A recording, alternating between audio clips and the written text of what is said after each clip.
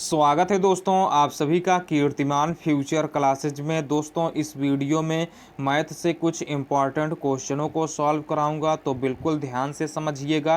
पहला क्वेश्चन है दोस्तों, 2 करणी की घात 2, 3 करणी की घात 3 तथा 4 करणी की घात 4 में सबसे बड़ी संख्या कौन सी है। देखिए दोस्तों, बिल्कुल आसान तरीका आपको बताएंगे इसे हल करने के लिए।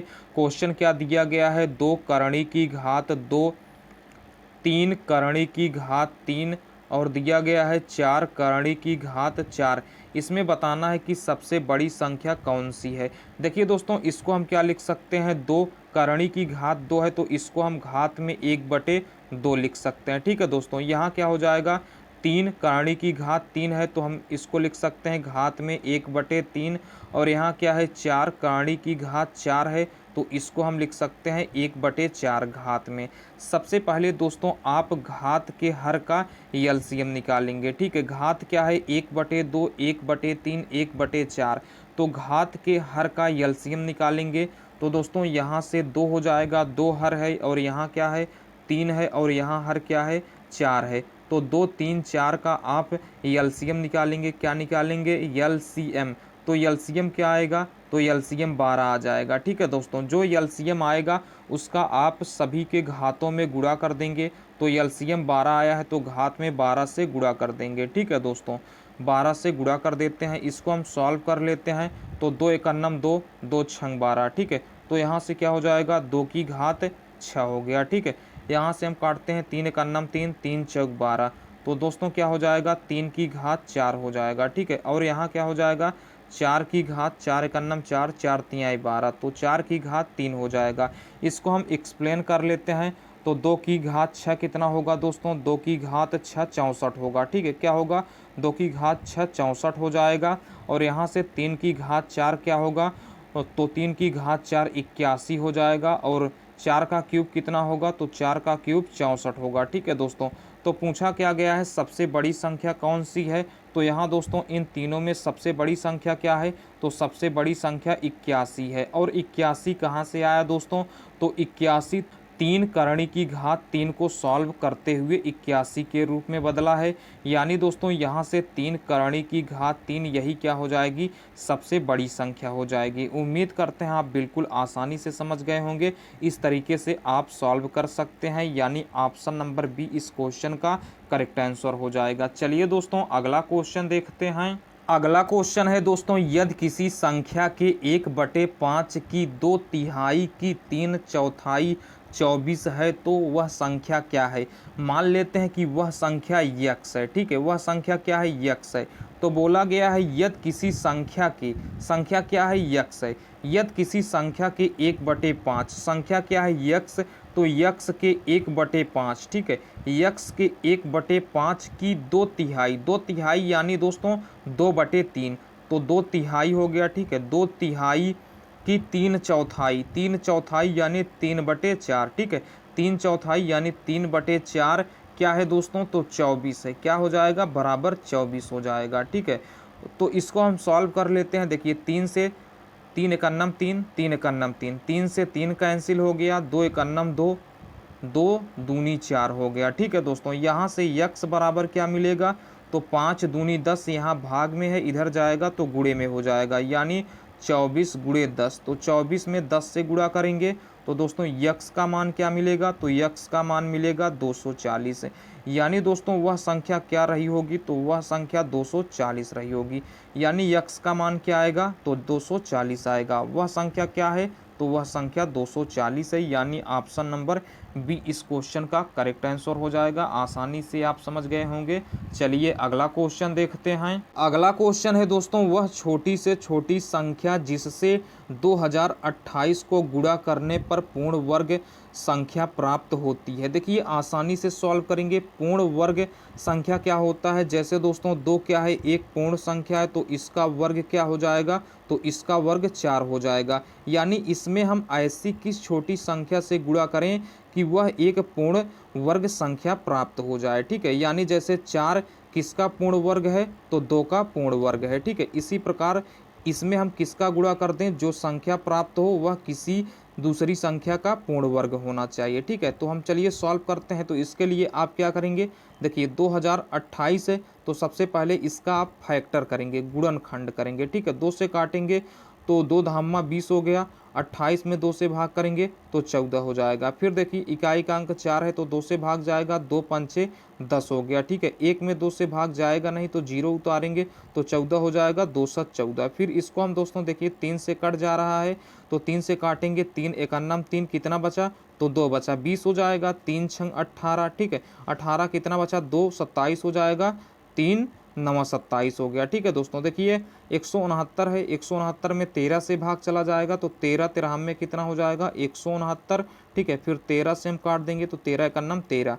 देखिए दोस्तों यहाँ से क्या आया, गुणनखंड 2 गुणे 2 गुणे 3 गुणे 13 गुणे 13 आया। देखिए दोस्तों 13 का जोड़ा बन गया और 2 का जोड़ा बन गया, लेकिन 3 का जोड़ा नहीं बन रहा है। अगर 3 का जोड़ा बन जाए तो दोस्तों क्या हो जाएगा, पूर्ण वर्ग संख्या हो जाएगी। ठीक है, क्योंकि 2 का एक जोड़ा बन गया और 13 का एक जोड़ा बन गया, 3 का ही जोड़ा नहीं बन रहा है। अगर 3 का जोड़ा बन जाएगा तो जो संख्या प्राप्त होगी वह क्या होगी, पूर्ण वर्ग संख्या प्राप्त होगी।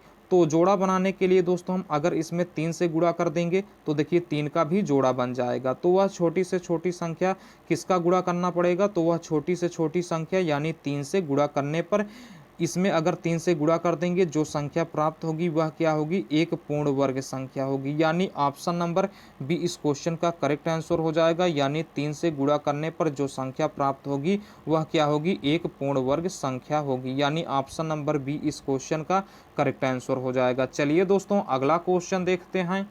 अगला क्वेश्चन है दोस्तों, यदि ए अनुपात बी बराबर 2:3, बी अनुपात सी बराबर 6:11, तब ए अनुपात बी अनुपात सी क्या होगा। देखिए दोस्तों इसको सॉल्व करने के लिए आपको सबसे आसान तरीका बताते हैं। देखिए क्या है, ए अनुपात बी बराबर दिया गया है 2:3। ठीक है दोस्तों, और देखिए क्या दिया गया है, बी अनुपात सी बराबर दिया गया है 6:11।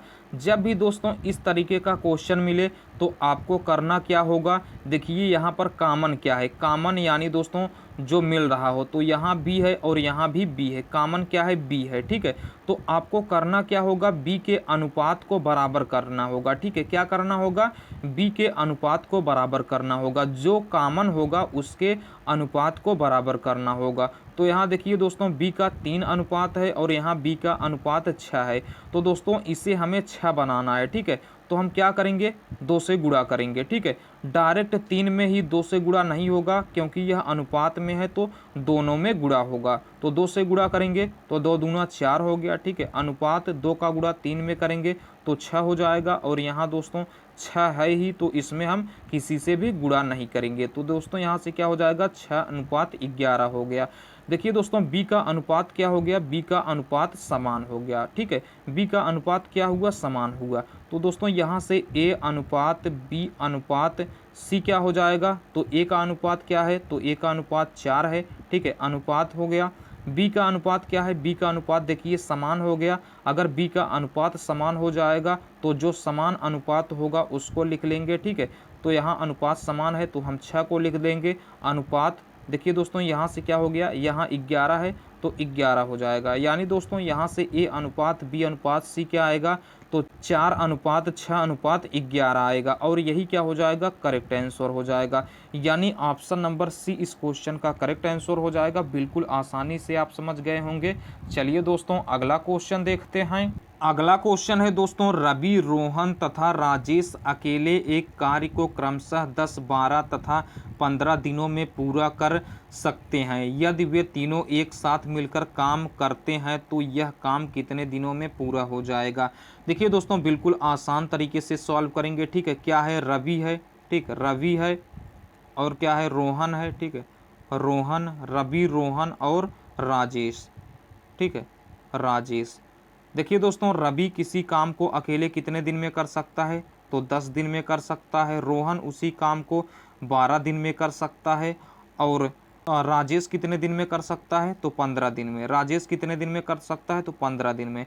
तो दोस्तों हमें पूरा काम पता नहीं है टोटल काम कितना रहा होगा, तो टोटल काम निकालने के लिए आप 10, 12 और 15 का एलसीएम ले लेंगे। ठीक है, 10 12 और 15 का एलसीएम कितना आएगा, तो 60 आ जाएगा। मान लेंगे कि टोटल 60 यूनिट काम रहा होगा। रवि 10 दिन में 60 यूनिट काम करता है तो एक दिन में कितना काम करेगा, 6 काम करेगा। ठीक है, देखिए रोहन 12 दिन में 60 यूनिट काम करता है तो एक दिन में कितना यूनिट काम करेगा, 5 यूनिट काम करेगा। 60 में 12 से भाग करेंगे तो 5 यूनिट काम करेगा। राजेश 15 दिन में 60 यूनिट काम करता है तो एक दिन में 4 यूनिट काम करेगा। यानी रवि के एक दिन की कार्य करने की क्षमता 6 यूनिट है, रोहन की 5 यूनिट है और राजेश की 4 यूनिट है। क्वेश्चन में बोला गया है यदि वे तीनों एक साथ मिलकर काम करें तो यह काम कितने दिनों में पूरा हो जाएगा।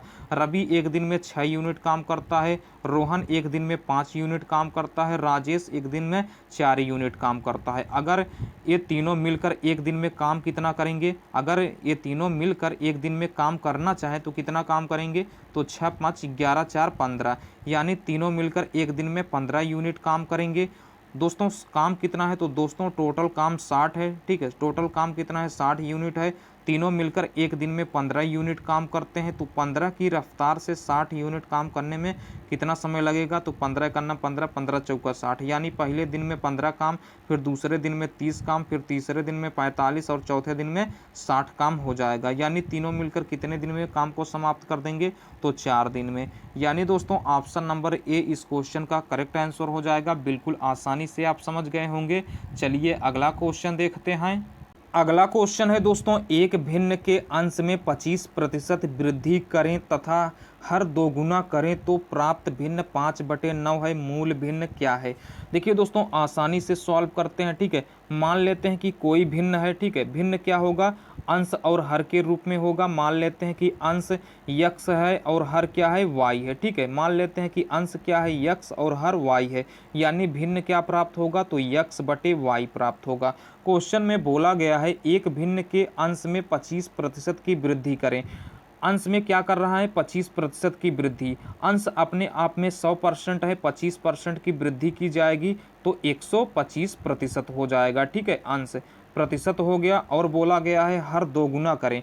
हर क्या है, y है, तो हर को दो गुना करेंगे तो 2y हो जाएगा। ठीक है, तो प्राप्त भिन्न क्या है, प्राप्त भिन्न है 5/9। ठीक है, इसको अब हम सॉल्व कर लेते हैं। देखिए क्या हो जाएगा, यहाँ से यक्स गुणे 125 हो गया। ठीक है, 125% हटाएंगे तो नीचे क्या हो जाएगा, 100 हो जाएगा, बटे कितना हो गया, 2y हो गया, इज इक्वल टू क्या हो गया, तो 5/9 हो गया। ठीक है, इसको हम सॉल्व कर लेते हैं। क्या हो जाएगा, 25 से काटेंगे, 25 पंचे 125, 25 चौका 100 हो गया, तो क्या मिलेगा हमको, 5x हो गया। ठीक है, 5x/4 और पूरे का बटे 2y।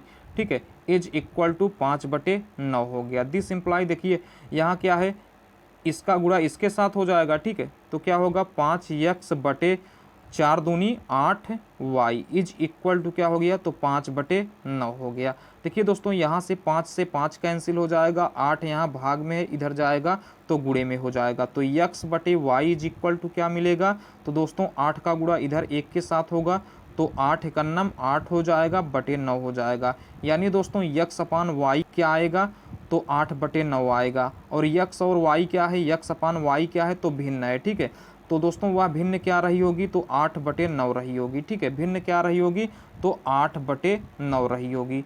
तो मूल भिन्न क्या रही होगी, 8/9 रही होगी। यानी दोस्तों ऑप्शन नंबर सी इस क्वेश्चन का करेक्ट आंसर हो जाएगा। बिल्कुल आसानी से आप समझ गए होंगे। चलिए अगला क्वेश्चन देखते हैं। अगला क्वेश्चन है दोस्तों, इसे सरल बनाएं। क्वेश्चन है 2 सही 1/3 अनुपात 3 सही 1/4 अनुपात 1 सही 1/6।